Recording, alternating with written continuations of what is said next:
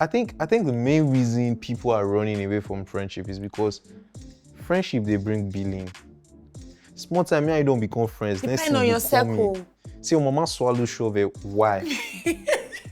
No, like.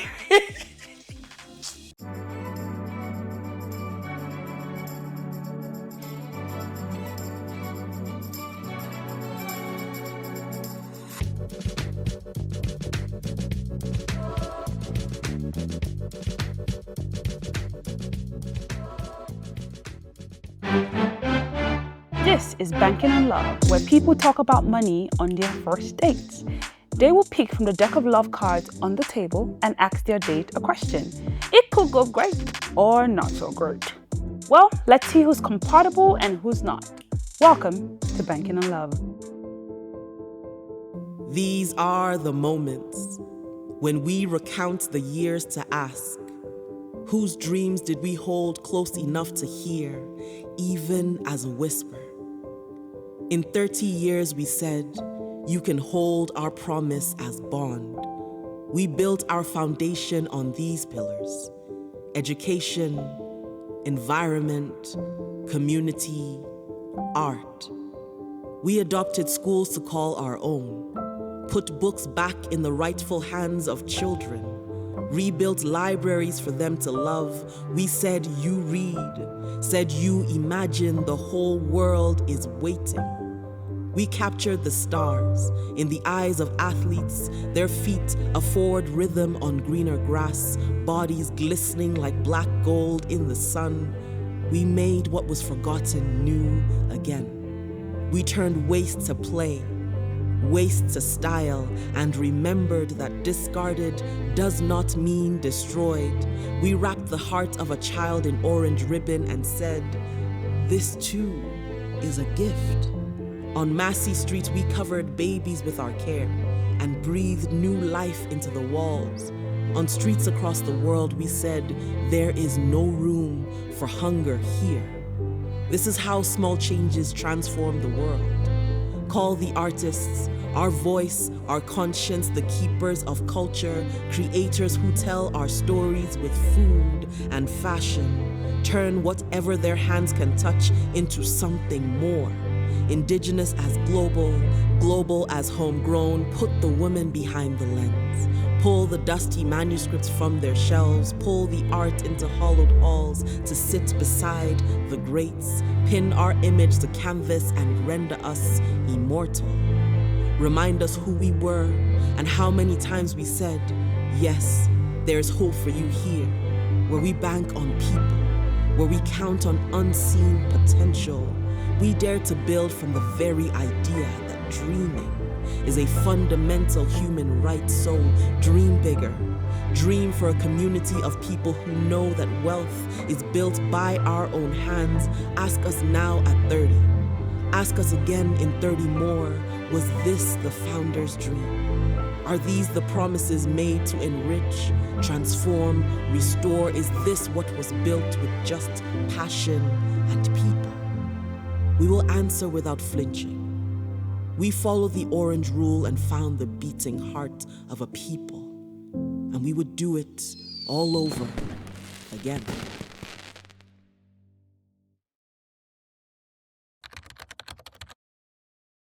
Ooh, if we get married, would you expect me to support your parents and other loved ones financially? Why did you stress on the financial? I didn't stress it. The way you I pronounced pronounced it. I was Financially. enunciating so that you can hear me properly. So Okay. you know it's a I financial. can hear you loud and clear. part I'm It's doing. fine. Of course. Abibo Gelo. Just look at me. Abibo Gelo. Of course. I will expect that from you. You would? Yes. So what if I didn't... Decline? Yeah, didn't turn up to... Why will you decline? If you really love me the way you say, like for you to get married to me, that means you love me. So if you love me and can be able to spend for me, why not for my family? What if my financial status is not so high like the way you're expecting? If you're not financially strong, at least you will show a little care to show that maybe tomorrow, if you're stable enough, you can be able to take care of them. Well, that's fine. I'm not a greedy person. I can always share with you and your family. That's not going to be a problem to me. Yes. Well, for me, I don't think I will impose it. I think it's something we would have talked about probably one or two. Do you think it's okay? You know, some men complain about the weight of their family once they marry a woman. That's when the brothers, everybody, will send everybody to school. I understand it's not easy. I understand. I have a brother too, so I would not want him to feel that kind of way. But I feel like if you have the capabilities to, if you have the capacity, why not? That makes sense. You can. It's a choice. It's not something we should argue on. I could do something for your parents as well. You could do something for my parents. No, it's not really big. When you marry, two becomes one. Automatically, my family is yours. Your family is mine. So how you take care of mine, I take care of yours. Take care of just like a extended family. Yeah. And that's because of us. We're married. So for me, honestly. No, you just made a lot of sense. If I had a ring in my pocket right now, I'd have just, seriously. Are you for real? Yeah. Makes sense. I'm blushing. Well, but that's the honest truth. I don't think it's a must. But a man that loves you will provide for you. You will extend it. Well, not practically, basically. I'm using the term basically because it might not be necessary if you really want to, right? Okay. Not like I'm saying you have to. Do you get that? So. But then if I want to, I can. But then I do not have to. Really, yeah. Why do you say so? Because I don't want to give any entitlement. Are you the first child? Mm-hmm. You're the first child. Mm-hmm. And you're comfortable or you're okay with your husband not being supportive of your family? Is that what you're saying? See, she didn't get it. I mean, it's not necessary. You would want to, you wouldn't want to. Do you get that? But I would appreciate if I do. Mm-hmm. So not like it's necessary, like a mandatory something. For me, I think if I was in a position, regardless of what position I am, I would definitely sponsor. I would definitely try to get them to a certain level where they can stand on their own. Because that's the best thing is when everybody has. You have, I have, they have, we all have. Life is easier that way. Nobody is calling anybody for money and the other person is, this guy just did disturb me, and then you end the call. It's like, yes, there's something going on, it's a union. When everybody has money, life is easier.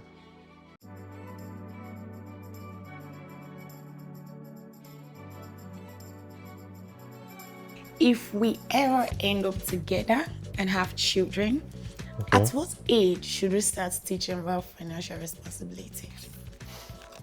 For me, I would say the moment they can think. Okay. That is just me. It has nothing to do with age. Okay. The moment they can think, calculate, marinate things in their head, take informations in. Every other study, every other guidance should come after that. This is it.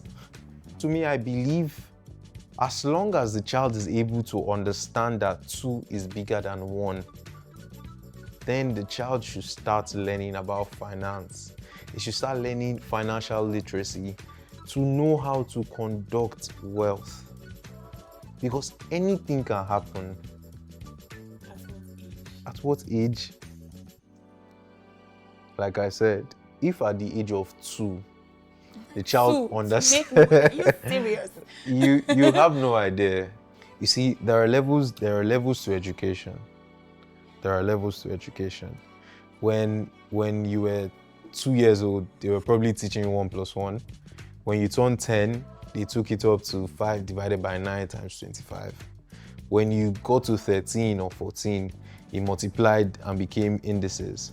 So there are stages. I'm not saying I'm going to teach them everything at 2, but they should have an idea. Take 2 money, give me 1 money. That's 0. I'm sure you fell for that. There's nothing you can tell me. It has nothing to do with age. Because you can't wait until your kid is 15 before you begin to tell them things. To talk about money. Because they're eating money right from babies. Exactly. So it's we do it every time, but people don't even know. You see when you tell a 10-year-old child that just throw away something, like, do you know how much that is? You're already labeling it for him to let you know that that's expensive. You don't waste it in this house. Exactly, cost money. So for me, the moment they are able to marinate information, the moment they are able to digest things, the moment they can understand, they can think and speak. That works for me properly, too. They should begin to know about financial struggles, savings, and everything. Every other discussion. That's true. Child education. Very important. Very important. Very important. So what do you look for in a friendship? Sincerity. Okay. Because we barely have sincere people nowadays. Commitment. You want a committed friend? Yes, because does commitment have a expiring date? No, not really. If someone is really your friend, you'll be committed to that person. Okay. Someone who is trustworthy. I can rely on, I can tell my problems, and supportive person. Also, someone who can support me when I'm in need of something. I can say, hey, I have someone to call. I can just call this particular person, and having it in mind that definitely this person will help out. Interesting. Yeah. Sometimes some people can see you falling in the ditch and they don't fall with you. They are falling with you not because they want to reach the bottom, because they want to hold your shirt, because they have a rope tied on their waist that is hanging outside. That is what friendship is for me. Yeah. That's true. I agree with you 101%. Commitment, loyalty, friendship. The number one thing I use to know my friendship, I'm giving you 101% energy. I'm just going to watch how you're going to return it, reciprocate it. If you don't, it's like, oh, this person is not.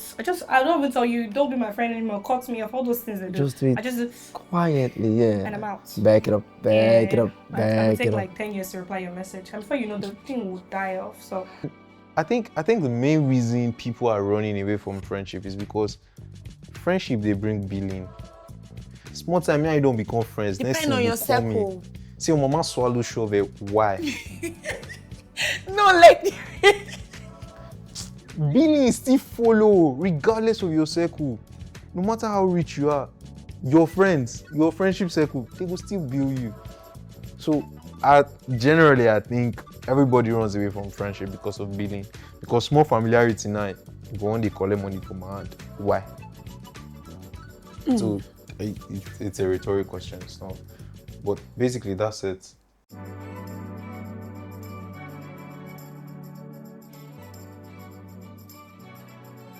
In your opinion, what is love? Corinthians 13. Are you going to quote? Yeah, I'm just to tell you that's love. Bible. People don't know what love is. That's love. Corinthians 13, I think 7. And what does it say?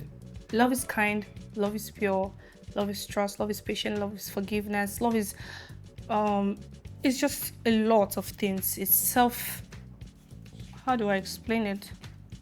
Love is sacrifice, love is devotion, love is caring, love is undying, dying love. Love is everything.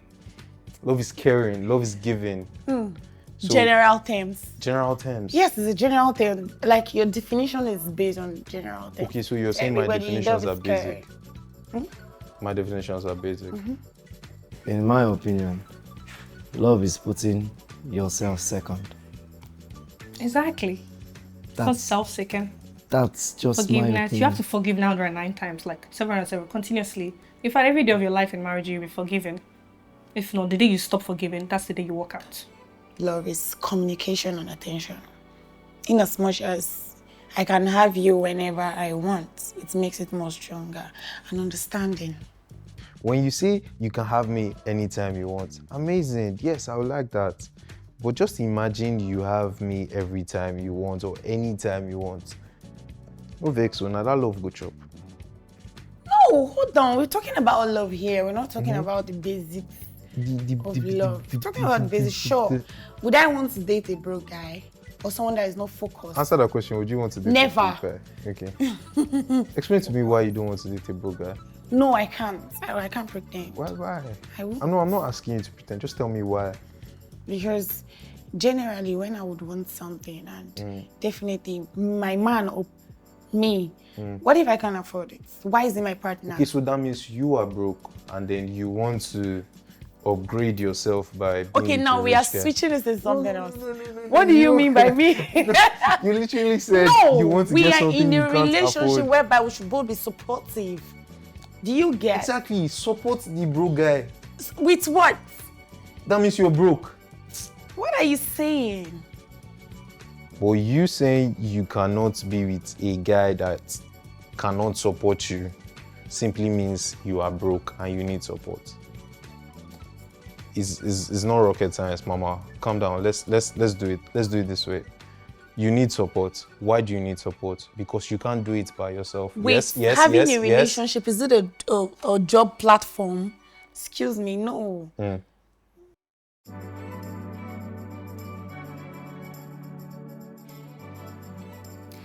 My date went well. It was a very honest conversation. I love the fact that he was very honest when it came to finance and not saving. I just went on a date. It was fun, it was awesome. To be honest, this is actually the first time I've discussed financial issues or finance with someone I'm meeting for the first time. Today's date was really, really amazing. The girl was beautiful. The smile was amazing. I kind of like him as my spec. Yeah. He's giving. He's cute. He's everything. He's my spec though, because I like them chubby. Matthew seemed like a very nice person though. He seemed friendly, but I don't think he's my kind of guy. She's quite a very interesting person. She's beautiful, which is one of the attributes that I want, in a partner. And then she's also someone who I see as somebody that can also encourage me. Concerning talking about money on the first dates, I would say 50-50, because many people do not want to know about your finance on the first date, but I think it's a good one. Sometimes it makes you open, it makes you know the kind of person you're talking to. That is the basic. It's important to discuss finances before getting into a relationship to know if you can handle it or not. Yes, it's what we should do, because at that point you really know the kind of person you're getting into. You know how they deal with finances, you know how they deal with money and everything relating to that. These are the moments when we recount the years to ask, whose dreams did we hold close enough to hear, even as a whisper? In 30 years, we said, you can hold our promise as bond. We built our foundation on these pillars: education, environment, community, art. We adopted schools to call our own, put books back in the rightful hands of children, rebuilt libraries for them to love. We said you read, said you imagine, the whole world is waiting. We captured the stars in the eyes of athletes, their feet afford rhythm on greener grass, bodies glistening like black gold in the sun. We made what was forgotten new again. We turned waste to play, waste to style, and remembered that discarded does not mean destroyed. We wrapped the heart of a child in orange ribbon and said, this too is a gift. On Massey Street, we covered babies with our care and breathed new life into the walls. On streets across the world, we said, there is no room for hunger here. This is how small changes transform the world. Call the artists, our voice, our conscience, the keepers of culture, creators who tell our stories with food and fashion. Turn whatever their hands can touch into something more.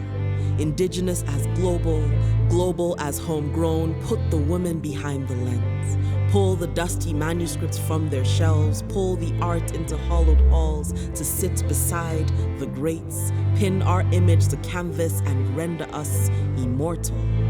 Remind us who we were and how many times we said, yes, there's hope for you here, where we bank on people, where we count on unseen potential. We dare to build from the very idea that dreaming is a fundamental human right. So dream bigger. Dream for a community of people who know that wealth is built by our own hands. Ask us now at 30. Ask us again in 30 more. Was this the founder's dream? Are these the promises made to enrich, transform, restore? Is this what was built with just passion and people? We will answer without flinching. We followed the orange rule and found the beating heart of a people. And we would do it all over again.